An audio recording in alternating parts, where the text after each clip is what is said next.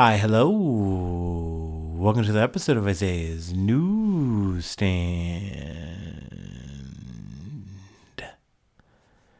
It's your host, Isaiah Edwards.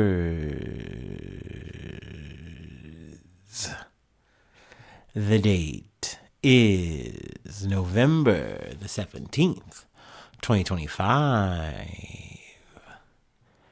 Hopefully this episode finds you well, in good spirits and high hopes. As for me, I'm doing pretty good. Happy Monday, happy Garfield Day to you. Hopefully you got that lasagna. Hopefully you got that garlic bread. Hopefully you got that wine on the side. As for me, I got mine. It was a good day. It was a solid day. It was, I don't want to say good to be back. I don't know. It was a typical Monday, and I'll take that. Typical peak Monday, I'll say. We were definitely busy.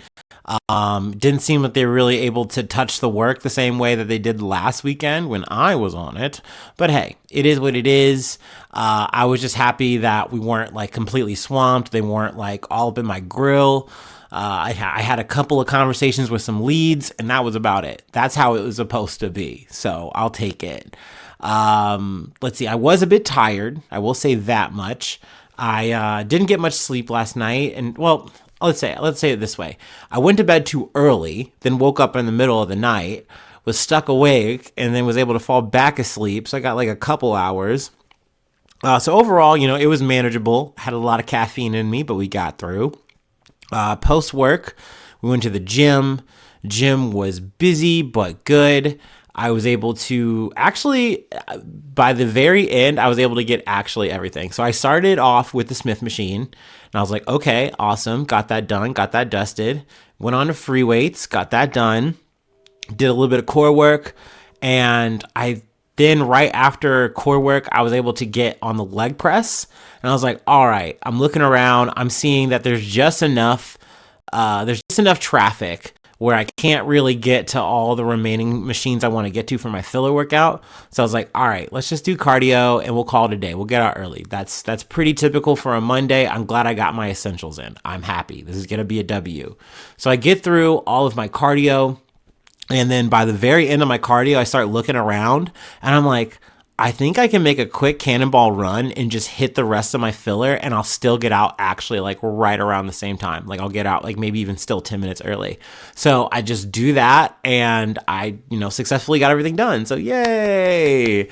I was literally telling my friend, they came through and they were there a little bit later, for, I don't want to say a change, but they kind of switched their schedule back. And I was like, actually, you're coming in on a good Monday. Over the past like 2 or 3 Mondays, it's been thick. It's been thicker than thieves in here. So like, today's a little bit lighter, even though it's still very busy.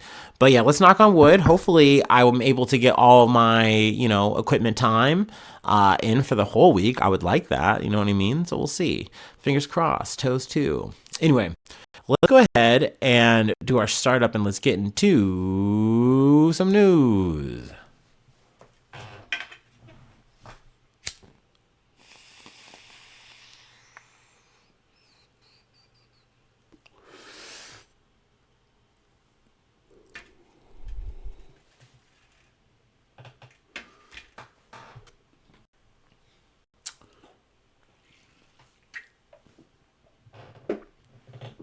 All right.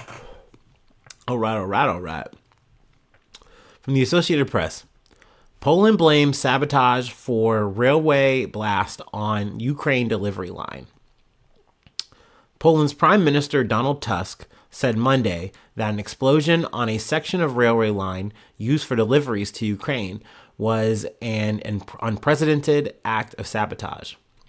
A Polish security official told the Associated Press that authorities are investigating whether the blast on Sunday on the line linking Warsaw to southeastern Poland is connected to Russia, Belarus, or their proxies.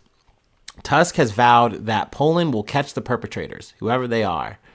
While visiting the site Monday, the Prime Minister said the incident had taken place on a line that is vital for delivering aid to Ukraine. Polish officials said they were sure an explosive device had been detonated on a section of track between Warsaw and Lublin, and later discovered damage to overhead cables on the same line. Both were likely sabotage, Polish officials said. NATO Secretary General Mark Rutte, I think it's Mark Rutte, it might be Mark Rutte, but I'm not sure, said the alliance is in close contact with Polish officials and is awaiting the outcome of the investigation. Western officials have accused Russia and its proxies of staging dozens of attacks and other incidents across Europe since the invasion of Ukraine 3 years ago, according to data collected by the Associated Press. Moscow's goal, Western officials say, is to undermine support for Ukraine, spark fear, and divide European societies.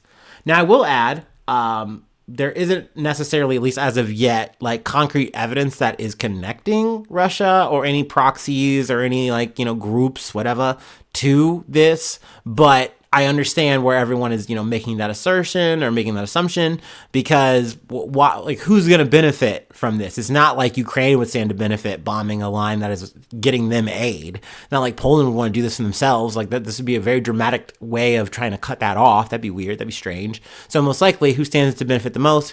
Probably Russia, But to say is it Russia directly or is it a proxy? I don't know. Who can say? We'll definitely see about that. Let's see here. What else did I want to pull?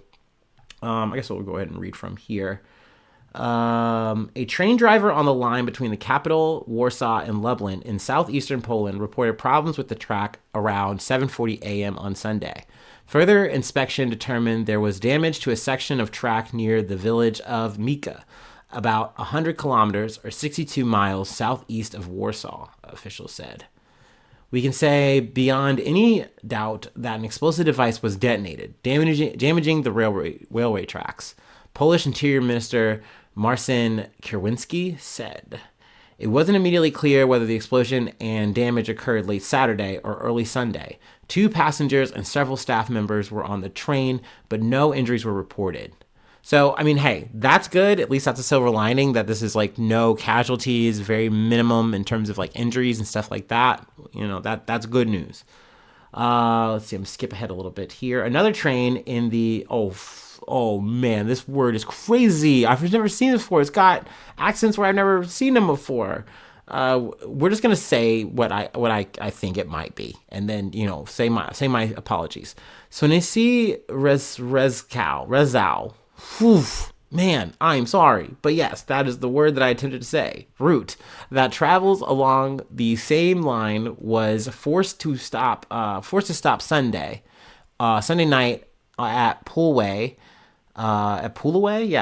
about 50 kilometers or 30 miles from Lublin after the overhead electrical cables were damaged. Kierwiński said Monday. Around 60 meters, 200 feet, of power lines were damaged, he said. Pulaway is situated between Mika and Lublin on the same train line linking Warsaw to the Ukrainian border. And I'm sorry I got stun locked on the Pulaway thing. It's got this little strike across the L. So I'm I don't know, is that a weird funky little T? Look, I should have looked that up before I went on, but hey, these things happen. Y'all know I'm not the most astute. I'm not a language expert when it comes to these things. Let's see. At the time the train stopped, there were 475 passengers on board, but no injuries were reported despite the damaged power lines breaking several of the train's windows. So yeah, I just wanted to cover, I guess, those 2 train incidents in this story. I'll keep you posted for any more details that I get out of Poland, out of Europe. Because yeah, I will agree, Russia has definitely been very active. I haven't covered every single story, but it's just weird seeing literally some kind of Russian surveillance pop up, or you hear some kind of act, and it just seems once again, who would stand to benefit but Russia in this situation? So, but that being said, I always like to wait until I get all of the information before I say, oh, it's for sure them. You know what I mean? Hey, if media wants to do that, they are allowed. They are the experts. They get paid the big bucks to do it. I don't want to fucking spread any information and be a dumbass. That's the last thing I want to do. And if and when I ever do it, I like to correct the record and, once again, kowtow, say I'm sorry. You know what I mean? Get on my Justin Bieber. But anyway, let's move on to our next story. We got more boat news. I mean, if you've been keeping up with the Joneses, we had a good amount of boat stories over the past, I guess, 24-hour cycle. Anyway, from CBS News, U.S. strikes another alleged drug boat, killing 3 in Eastern Pacific. The U.S. military conducted a strike on another boat accused of carrying narcotics on board, killing 3 people. U.S. Southern Command announced Sunday. It was the 21st such strike reported in recent weeks. Excuse me. The attack on Saturday targeted a vessel operated by a designated terrorist organization in Eastern Pacific and international waters, authorities said. Southcom did not disclose the organization or where the vessel was traveling from. I mean, this is more the same. I will say there has been increased presence from the U.S. We're like putting in more, warships or whatever the fuck. Let's see, on Sunday, the nuclear power aircraft carrier USS Gerald R. Ford and its carrier strike group arrived in the Caribbean Sea. I don't know. This just seems like it is becoming a very mounting pressure campaign on Venezuela. It seems more and more people are speculating, thinking like, yeah, we're actually going to do it. Like, we're actually either going to invade or at least do a land strike of some sort on Venezuela. I'm still on the side of like, no, this is just a pressure campaign, and maybe they're trying to get Maduro to either make some crazy deal that he doesn't want to make or actually step down, so they could do the regime change that they want to fucking do, so they can get to harvesting more Venezuela. I don't fucking know. That being said, what was it? I heard some more. This is a bit of side news as we kind of start segueing on, but America has, the Trump administration, whatever the fuck, has designated another narco terrorist group or whatever coming out of Venezuela, or at least ties to Venezuelan like officials or whatever. So, I mean, maybe so, big if true, I guess. But this just kind of just keeps going to this narrative that I've kind of been saying, that it's like we are trying to run it up so that we can just do a fucking full-on drug invasion on Venezuela. So, like, once again, we can do this regime change, power swap, for democracy. I don't know, to stop drugs, so we can save Americans from fentanyl. I don't know, like whatever Trump is trying to push on you today. It's just, once again, I cannot stress enough, it's crazy to just execute people at sea, just no due diligence, just whatever. We literally have like a Coast Guard that could arrest these people, detain these people. You could get to the bottom of it. You could actually seize the drugs and like make your whole little fucking shtick and spiel, and like it's all on the level there. But we have just said, nope, we don't need to. Let's escalate this and, keep going from there. I guess that's the play, because this is just not stopping. There's just no deterrent. So yeah, sadly, I guess there's just going to be more of this, more killings. But yeah, I'm definitely, just in terms of the Venezuela thing, I will keep you posted. I mean, I'm hoping that I'm right and not some of the other talking heads out there with bigger brains than me, more, I don't know, understanding of the region and what we are capable of. I don't know, man, but I do know that we are capable of anything, especially with this administration. We are very mask off these days. So, it could happen. But once again, I'm hoping that it does not. Anyway, let's move along. Let's hit another story. Let's see, from CBS News. Indiana homeowner charged in shooting death of house cleaner who showed up at wrong address. An Indiana homeowner is being charged with a felony after he shot and killed a house cleaner on his front porch earlier this month. Police said the woman and her husband had mistakenly shown up to the property in Whitestown, about 20 miles outside of Indianapolis, thinking it was a different address. Neither appeared to enter the residence, according to police. The homeowner, Kurt Anderson, faces 1 count of voluntary manslaughter. Boone County prosecutor Kent Eastwood announced at a news conference Monday. Eastwood said his office decided to bring the charge, a level 2 felony, after determining that shooting did not meet the requirements for protection under Indiana's stand your ground law, a self-defense statute that allows individuals to use deadly force in situations where they believe doing so is necessary in order to prevent their own serious bodily injury. It's vitally important for the citizens of Boone County to understand that our decision today in no way should be interpreted as a challenge to Indiana's stand your ground law, or I think they just say Indiana. Yeah, Indiana stand your ground law, or a person's right to self-defense, said Eastwood. Based on the particular evidence and circumstances of this case, we have determined that Kurt Anderson's actions do not fall within the legal protections provided by the Indiana stand your ground law. Eastwood identified the woman as Maria Florinda Rios Perez de Valaquez. She and her husband, Mercutio? Oh my gosh, I'm fucking this name up. My bad. Valaquez had gone to the home as part of a cleaning crew. CBS affiliate WTTV reported they share 4 children, according to the station. An attorney for the family, Alex J. Lamontes, said they were encouraged to see charges filed in connection with her tragic and preventable death. This is an important step towards accountability, truth, and justice, and it's a step that Maria's family deserves. On the morning Maria was killed, she was simply arriving to clean a home. She was doing her job, supporting her family, and contributing to her community, Lamonez said at a news conference. Before 7 a.m. on the morning of November 5th, officers with the Whitestown Metropolitan Police Department responded to a report of a possible break-in at a subdivision in the area, the department said in a statement. When they arrived at the scene, the officers found Perez deceased on the front porch of the residence after suffering a gunshot wound. Valaquez was not harmed. Valaquez later told WTTV that the gunshot came from inside the home and had been fired through the door. A bullet hole could be seen in the door in the shooting's aftermath, the station reported. They should have called the police first instead of just shooting out of nowhere like that, Valaquez told WTTV through an interpreter. Whitestown police said the department was committed to conducting a thorough and impartial investigation into what happened and would be interviewing all individuals involved as crime scene investigators were meticulously collecting and analyzing all relevant evidence to understand the full scope of what occurred. The department had said it was working closely with the Boone County Prosecutor's Office as the investigation got underway.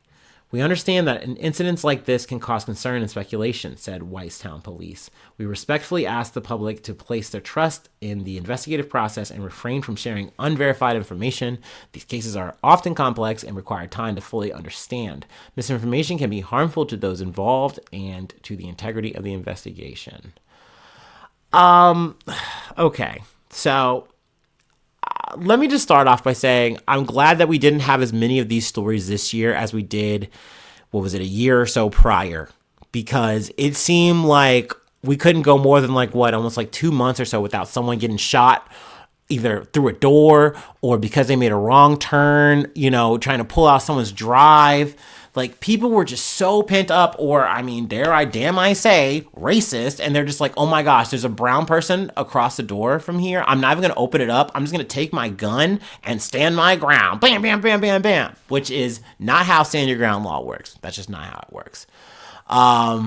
Look, if you want to be scared, you want to have your fears and all this fucking kind of shit, okay. I can't control that. Can't stop you there. But at the end of the day, just because you have the right to bear arms and you're scared, it doesn't mean that it's okay, I get to delete this person without even having a discussion with them, seeing who the fuck they are. Because in this situation, it could have just been solved by saying, who is it?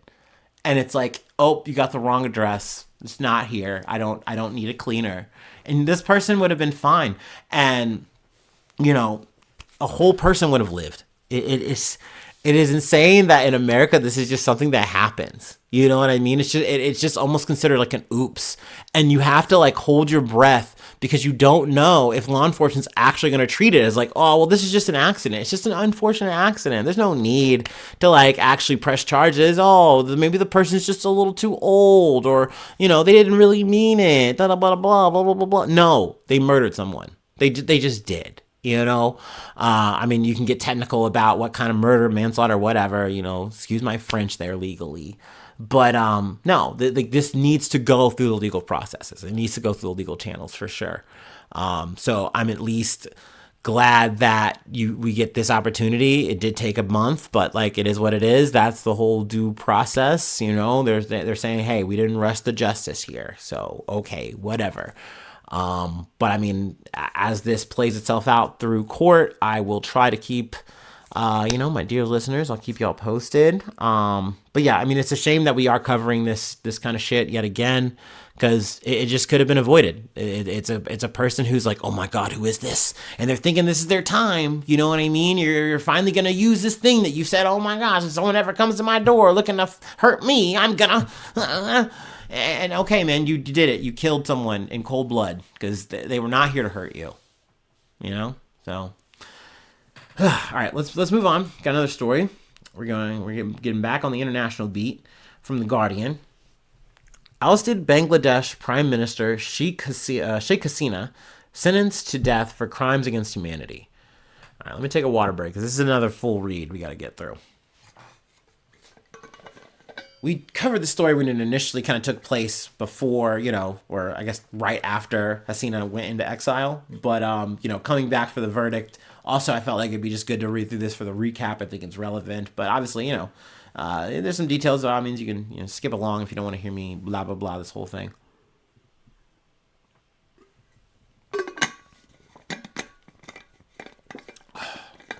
Or hell, you could even read along with me. I never thought about that. People do that. That'd be fun. All right. Bangladesh's deposed Prime Minister Sheikh Hasina, I know I'm going to get her name right and wrong as I go, Sheikh Hasina has been sentenced to death in absentia by a court in Dhaka for crimes against humanity over a deadly crackdown on a student-led uprising last year. A 3-judge bench of the country's International Crimes Tribunal convicted Hasina of crimes including incitement, orders to kill, and inaction to prevent atrocities as she oversaw a crackdown on anti-government protesters last year.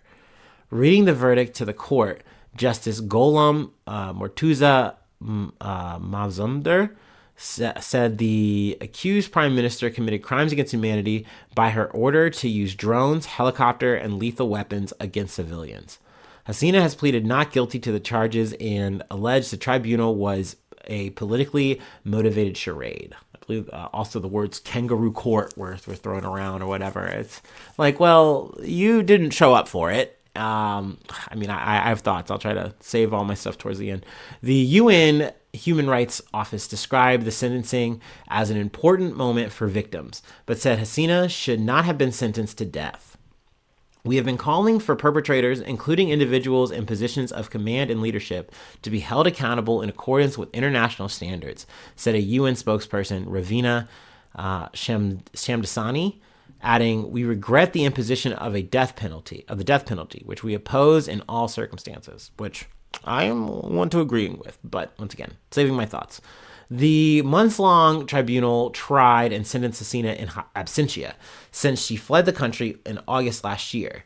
Hasina has been living in exile and under protection in neighboring India, and the Indian government has ignored requests for her extradition to face trial.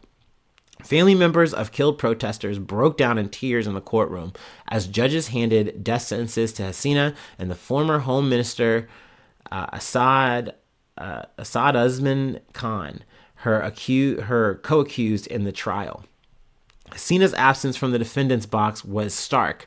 In a statement released after the ruling, Hasina said she had not been given a fair chance to defend herself in court and claimed she had only acted in good faith to bring disorder under control. She said the verdict had been made by a rigged tribunal established and presided over by an unelected government with no democratic mandate. Even though it was actually a pretty radical, very cool moment of literally the youth coming together and saying hey, we're going to actually sit down via Discord, run a whole ass fucking vote, and they got a group, a person together, to actually say, hey, you're going to be our leader in this interim while we actually get a government assembled. So it's actually very cool. But, you can say, no, that was actually not elected. It's like, bro, you're the one who first. I just wanted to start getting into my fucking 2 cents, but let me keep reading. Dhaka was on the edge in the run up to the decision, with security tightened across the capital and police army, and paramilitaries cordoning off the tribunal area. In the days before the verdict, there was a sharp rise in political violence, including dozens of crude bombs set off across the city. Dhaka police issued a shoot-on-sight order for anyone caught launching explosives or setting fire to vehicles. Now that was like, woo, a little bit of dark irony there, because it's like kind of a bit of a repeat from, last year, where it's like, whoa, I still think taking it to that level is extreme. Granted, I understand you're fighting what, at this level you could call an insurgency or whatever, but like, that whole idea of saying, hey, we're going to shoot our own people kind of is what got Hasina in the situation. So I was like, whoa, a little careful there. Let's see here. Also, I believe it's the Awami League or the Awami, I'm not sure the exact name of the political party that Hasina was a part of, but they have also been kicked out more or less politically, and they aren't able to have a say. And I think that that's also something of contention that is, stirring up some ire of people who are like Hasina defenders, also people in that political group. They're saying, hey, we're not getting a fair shake here, and now we're on the political outs, and now we're being politically oppressed, yada yada yada, blah blah blah. Believe it. Let me get back to the article. On Monday morning, a crude bomb was hurled onto a road close to the court, setting off panic and prompting police to blockade the roads. The protest that toppled Hasina began as a student movement and escalated into a nationwide uprising, now referred to as the July Revolution, against Hasina's authoritarian rule.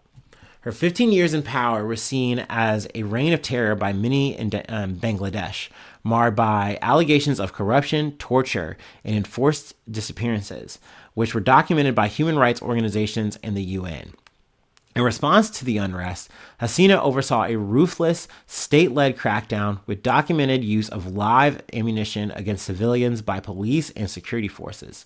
The UN Human Rights Office estimates up to 1,400 people were killed during the uprising, the worst political violence in Bangladesh since its 1971 independence war. The prosecution of Hasina has been a core promise made by the interim government led by the Nobel laureate Muhammad Yunus, who was appointed to lead the country by protest leaders last year. The government appointed Muhammad Tajul Islam as chief prosecutor to build a case that would be heard by the International Crime Tribunal in Dhaka. Let me see here. Let me keep scrolling. Also, I might be getting the Discord thing wrong. I think I'm getting that confused with another big protest, situation. So that's my bad. Mea culpa there. Let me go ahead and just get ahead of my fucking corrections corner right there. Hasina was tried alongside her former police chief, Chowdhury Abdullah al-Mamoon. Mamoon had pleaded guilty and turned state witness against Hasina in July. In the verdict, judges said the crimes committed by Mamoon carried capital punishment, but that he would be shown leniency for his cooperation. In a push for transparency, much of the tribunal proceedings were broadcast live. One of the key incidents highlighted by prosecutors was the killing of Abu Saeed, a university student, who died after police fired at close range and whose killing, captured on camera, became a rallying cry for the uprising. The prosecution described Hasina as the mastermind, conductor, and superior commander of the July and August atrocities. The case cited audio recordings of calls made by Hasina to directly link instructions from the Prime Minister's office to the deadly street operations. The use of International Crimes Tribunal to try Hasina has been met with some criticism by human rights groups. The court had been established by Hasina herself, and her opponents have accused her of using it to pursue politically motivated cases while she was in power. Human Rights Watch said politically motivated cases while she was in power. I read that backwards. Human Rights Watch said that despite some changes, it still fell short of the fair trial standards and safeguards while retaining the right to pass down the death penalty. Skipping ahead a little bit here. For families of those killed in the uprising, the verdict against Hasina has brought some relief and catharsis. Gholam Rahman, 55, lost his son Goman Nafis after he was shot on August 4th at the height of the unrest. Rahman said the death sentence for Hasina was the only acceptable verdict for what was done to my child. We buried a boy, not an enemy of the state. Nothing will bring him back, but the truth has been said in court. Now I'm gonna kind of just get to my 2 cents here. Actually, I do think, and I agree with what Human Watch is saying in terms of like, do I think that the death penalty is like the right call? Is that the right thing? Would I want that? No. If I was one of the judges, I wouldn't be pushing for that. No. But I do think that maybe it's a bit of, and this is my speculation hat on, a bit of political tact, because you're saying, hey, look, for anyone who actually is still here facing actual, justice, you're going to get a hard sentence, but it's not death. Hasina, though, is choosing not to show up for it, right? She's not here. We already have so much upheaval and unrest as it is. If we don't deliver the harshest sentence that we can, are people going to riot? Are people going to go crazy again? We don't know. Who can say? So at least by kind of doing this, it's kind of a bit of appeasement, maybe. I don't know. But also I can understand appeasement or not, whatever. Once again, 1,400 people were killed, more or less off of the decisions of this person, so that they could keep power. It didn't have to fucking happen this way at all, but it was done with a fucking very heavy iron fist. So, I can understand where people are coming from when you lose a loved one, when your whole world is being turned upside down so this person can just, keep their status quo, keep you oppressed. Like, no, man, fuck that shit. So I understand why people are rising up. I understand why people are upset. And I understand why people are happy to at least get this. And I mean, potentially would like to see, something happen, her actually coming and facing justice. I don't know.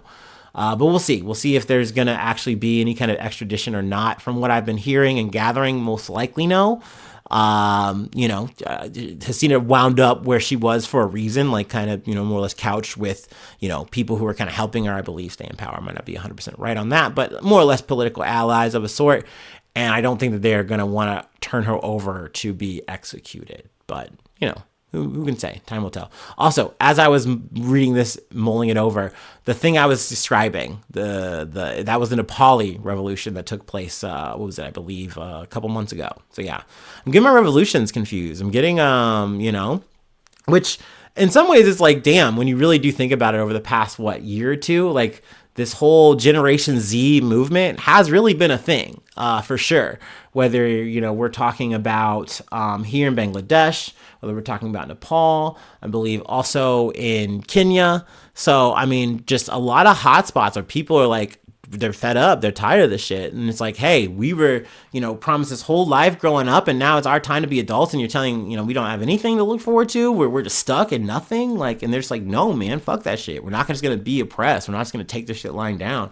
I fuck with that. I fuck with that energy. So anyway, all right, there we go. That was my 2. I was like chomping at the bit. I was like, I gotta talk about this shit. But I'm like, no, this is important. We need the context. It's important. All right. Sorry about that. Okay. Let's go ahead and take our last break, and then we'll go ahead and close it out. All right, I'm actually making pretty good time. Right on. Oh, man. Whew.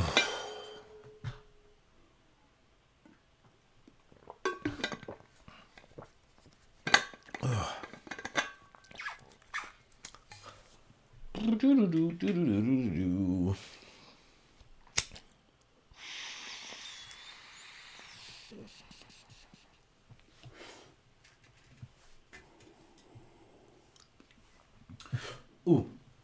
While I'm thinking about it, bit of side news. So Trump has done a bit of a 180. He has decided that he wants the, even though he's calling it a Democratic hoax, he wants the Epstein files to be released. So he is okay with, Republicans signing on, voting for it, yada, yada, yada, in the House. We'll see, if post the House vote, it gets approved, voted on in the Senate and then approved by the White House. If Trump actually signs it, who knows? Who can say? He's been fighting it up until this point. maybe he's just actually finally listening, that it's like, you can keep, huffing and puffing and kicking and screaming about it, dog, but people want to see this shit. You trying to suppress it is only making it worse. But yeah, we'll see how that shakes out.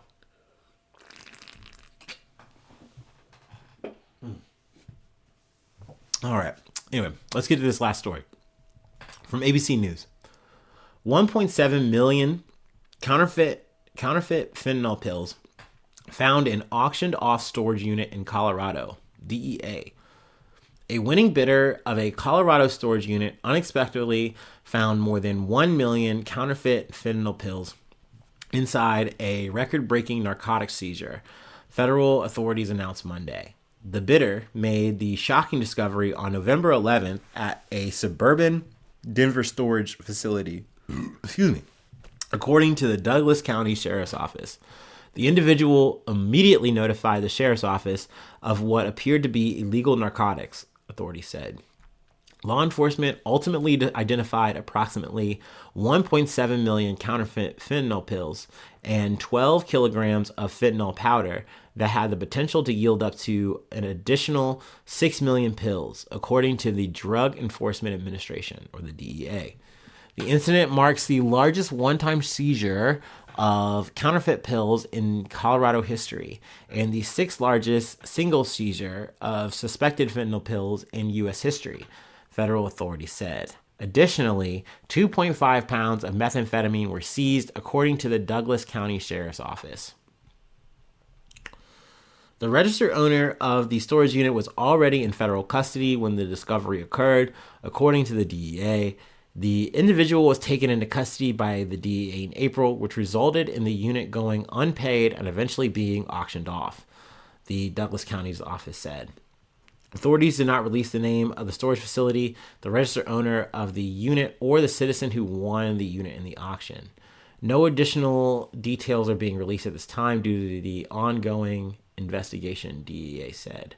Okay, I think it's crazy that they lock this guy up, but they don't go through the due diligence of like actually checking something like this out. Like, I feel like they're touting this out as like a big win for the DEA. Like, yeah, look at all these drugs we got. Like, awesome. But it's like, this feels like you let these drugs slip through the cracks and just sit in some storage unit waiting to be discovered by a guy buying it.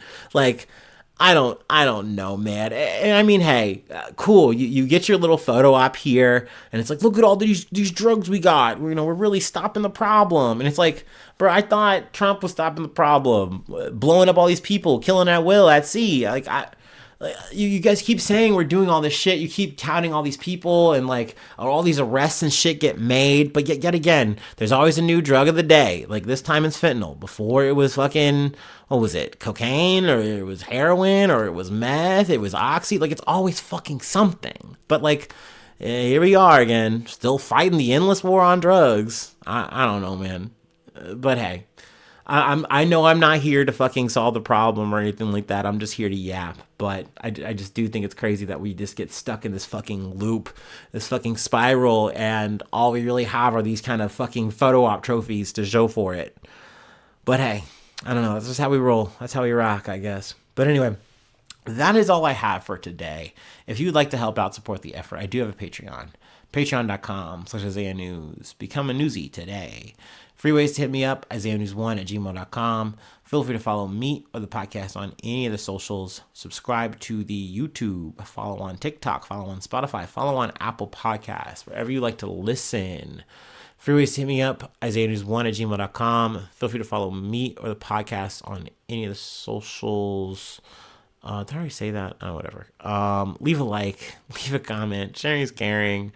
5 stars are always appreciated on Spotify or Apple. But regardless, I just appreciate you, hanging out with me, through the good times and the bad, the happy and the sad, when I nail the story, when I botch it to shit, thanks for just, let me tell it my way. I really do appreciate that. It's the tops. Anyway, thanks so much for tuning in. Thanks so much for being a friend. And hopefully I see you soon for some more good news. I love ya. Bye-bye. Mwah.